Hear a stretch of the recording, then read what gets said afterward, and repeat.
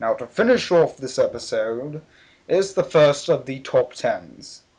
Okay, and today we have decided on our top 10 guest voice actors. These are voice actors who were in the Clone Wars that have only appeared a little bit in the show. Like, their appearances are rare, well, probably cost a lot of money to hire them. Yeah, and they don't appear that much. They don't become, like, main Every once in a while. thing. Yeah. Number 10. Ron Perlman. As Ganact. Yeah. Ron Perlman was Hellboy in the live-action Hellboy films.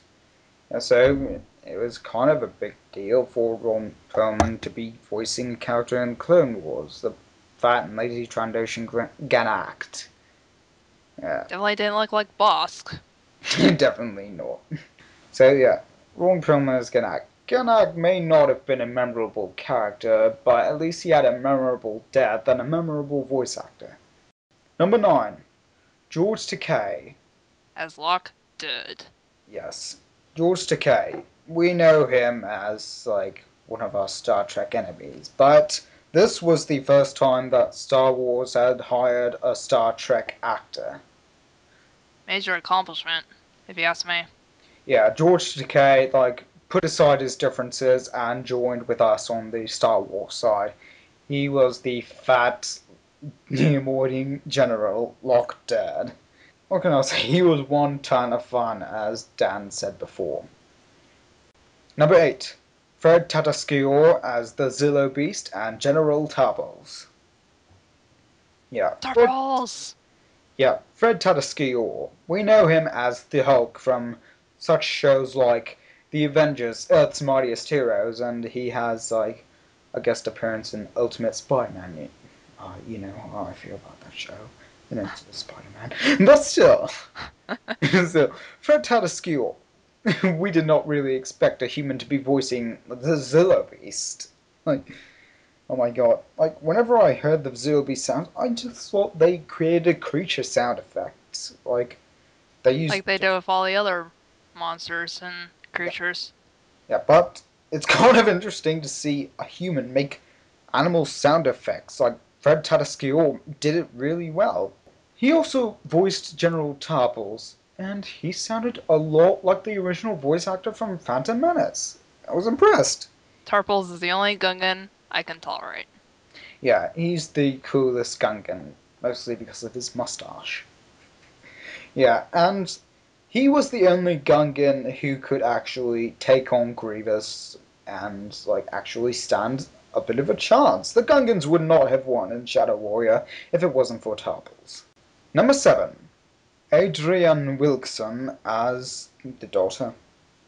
Yeah, I friggin' hate that trilogy of episodes.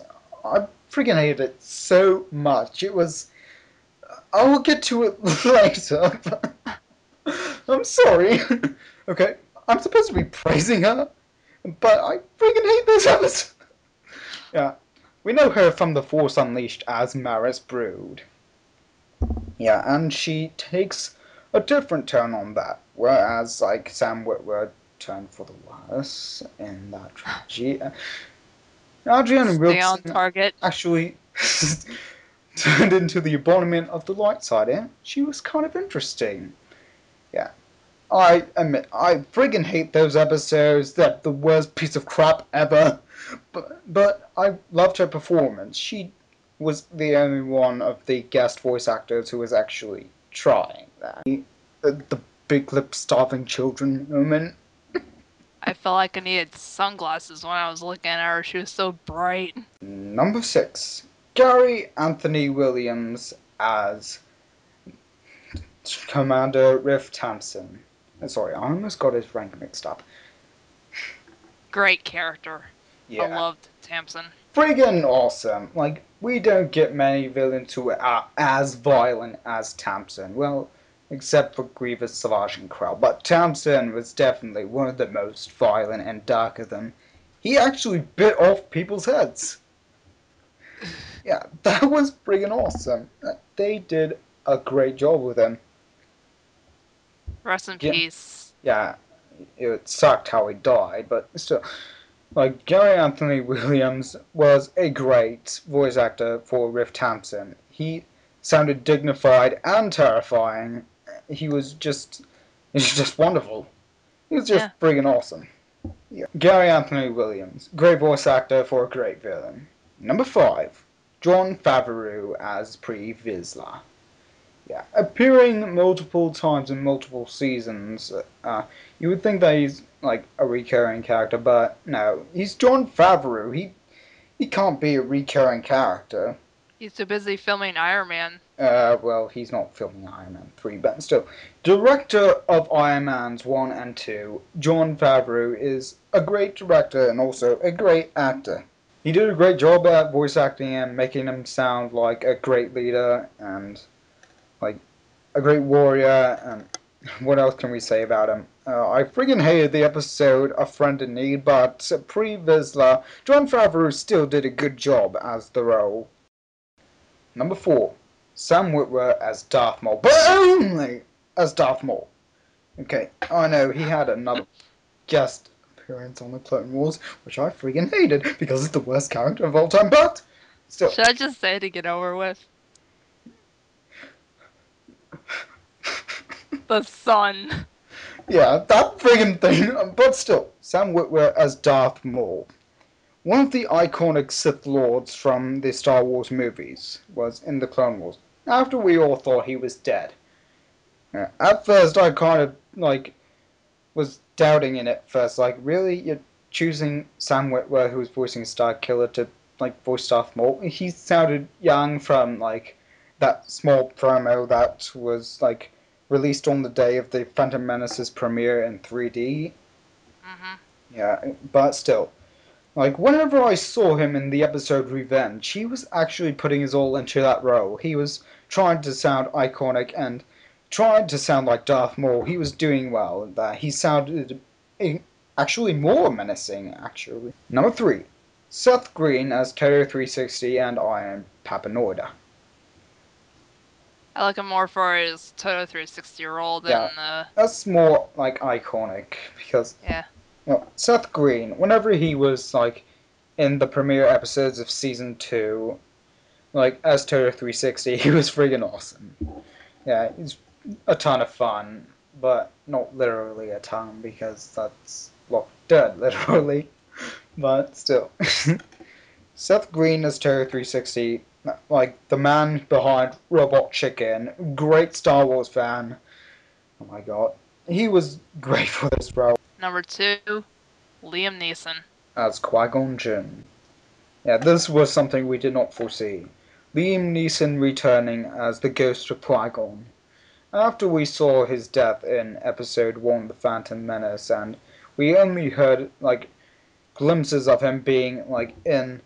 We heard his voice in Attack of the Clones, and he was mentioned in Revenge of the Sith as being a Force ghost, but we never actually saw him. In the terrible episodes that shall not be named, Liam Neeson returned as Qui-Gon Jinn's ghost, and it was quite memorable, taking a great actor like Liam Neeson to reprise his great role as Qui-Gon Jinn in the Clone Wars, no matter how much the episode sucked. Liam Neeson, he's just all-around awesome. Yeah, he's awesome just the way he is, and oh my god, seeing him as Qui-Gon Jinn is really great. And the number 1 best guest star voice actor is Dave Fennoy as General Pong Krell. I cannot get over how much I friggin' love this character and how friggin' awesome Dave Fennoy is. General Krell became one of my instant favorites since the moment he appeared. He was just that awesome. Whenever Slayer of Clones. Yes, the Slayer of Clones. I always wanted to see a Jedi kill clones. Sorry, clone fanboys and fangirls. But Dave Fennoy's just that friggin' awesome. The moment he walked off that gunship, I was like, holy crap, this is gonna be friggin' awesome. And he was. He was the Jedi everyone wanted. A Jedi who was, really mean to clones, and I friggin' loved that. Whenever he pulled that lightsaber on 5, that was awesome. Whenever, Like, he kept on giving out those orders, shouting at the clones. That was awesome. Whenever he said a booby, that was awesome. He Whenever never said a booby. he did. Just in your videos, man. And whenever he killed all those clones, that was friggin' awesome. Dave Fennoy brought him to life. Yeah, I actually chatted with Dave Fennoy on another podcast, and it was a great experience, a great fan's experience, chatting with Dave Fennoy, the voice of Krell himself. That was just, yeah, it's a shame that he was killed off in a terrible way. Well, the worst death ever. For Krell, I wanted to see him return. It's okay, it's okay. Krell, the big freaking hero. Please excuse him, he's lamenting again. Take it over. Take over for the remainder of this Krell thing. I gotta have a moment of silence for my hero. Yeah, so anyway, Krell, he's definitely a character I won't forget for a very long time. I loved his lightsabers, they were awesome. I love the sound they made, and overall, he was a really brilliant tactician. Just General Krell. Someone we will not forget. One of my favorites. We will freaking miss you, Krell. You're so awesome. Thank you guys for tuning in for this episode, and I hope to see you next week.